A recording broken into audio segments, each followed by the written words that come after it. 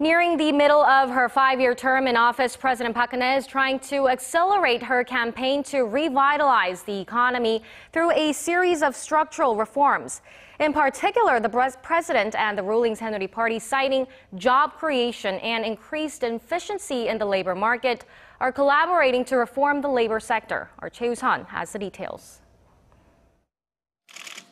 Listing the 4 major areas that will be subject to reform, the public sector, labor, finance, and education, President Park Geun at Tuesday's cabinet meeting said that without the reforms, the next generation will end up carrying a huge financial burden.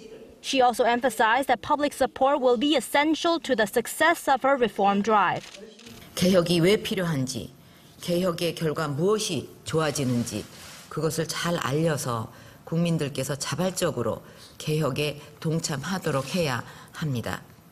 The president then directed the focus to the roughly 1 million university graduates who are struggling to find jobs, saying Korea's growth depends on young people finding high-quality jobs. She then urged labor, management, and the government to think about the country's young people and to resume labor reform negotiations that have been suspended since April. Ruling party leader Kim Moo-sung, who recently had a one-on-one with the president, has expressed his determination to push for labor reforms.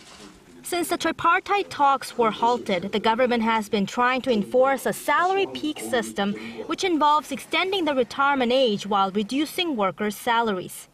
This, in turn, is expected to encourage employers to hire more young people. Labor unions and the main opposition party oppose the system, saying it will not effectively resolve the high youth unemployment rate. Party leader Moon Jae-in has said without public consent, the government's plan will further aggravate conflict between labor and management. The two opposing sides are adamant about their positions on the salary peak system and some other contentious issues.